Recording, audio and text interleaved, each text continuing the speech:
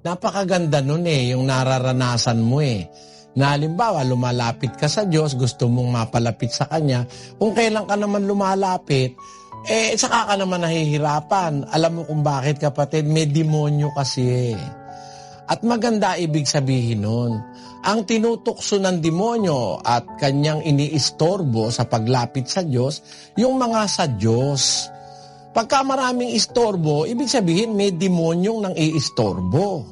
Kasi kung ang Diyos ang lalapitan mo, nakikita niya sa kanya kalalapit, hindi ka naman niya itataboy, di ba? Sabi ng ating Panginoon, ang lumalapit sa akin sa anumang paraan ay hindi ko maaaring itaboy. Nasa 6:37 yan ng Juan, sa anumang paraan ang wika hindi ko itataboy. Ang lahat ng lalapit sa Diyos, welcome. Kaya lang, bakit kung kailan ka pa lumalapit, saka naman maraming mga nagiging na-encounter kang problema? Matuwa ka po ron, kapatid. Alam niyo kung bakit? Kasi talagang gusto mong magsa Diyos, hinahadlangan ka lang ng demonyo. Kasi ang possibility, magiging dapat ka sa Diyos, hinahadlangan ka ng demonyo para mapahama ka. Kaya sinasabi ko sa aming kapatiran, pag nakakaranas ng ganyan, matuwa pa kayo.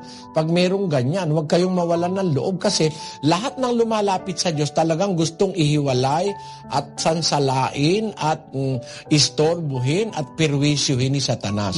Kung kayo'y magtutuloy, magtatagumpay kayo. May katapusan po lahat yan, kapatid. Matatapos din po yan. Pag nagtagumpay kayo, hindi na kayo maiistorbo ni Satanas. Marami pong salamat. Inspired na inyong sinabi po. At dadating pa maraming problema at lalabanan po natin yan. Opo, kapatid, alam nyo kasi isa pa gusto kong idagdag, ang sabi ng ating Panginoon, sa sanlibutan, meron ka, 16:33 ng Juan. Ang mga bagay na ito ay sinalita ko sa inyo upang kayo'y magkaroon sa akin ng kapayapaan. Sa sanglibutan ay mayroon kayong kapighatian. Ngunit laksan ninyo ang loob. Aking dinaig ang sanglibutan. In the world ye shall have tribulation, but be of good cheer. I have overcome the world. Tanyo, kayo, laksan yung loob nyo. Kung meron naman dumadating sa inyo na mga ganyan, sabi ng Panginoon, sapagkat akin ang wikan, dinaig ang sanlibutan.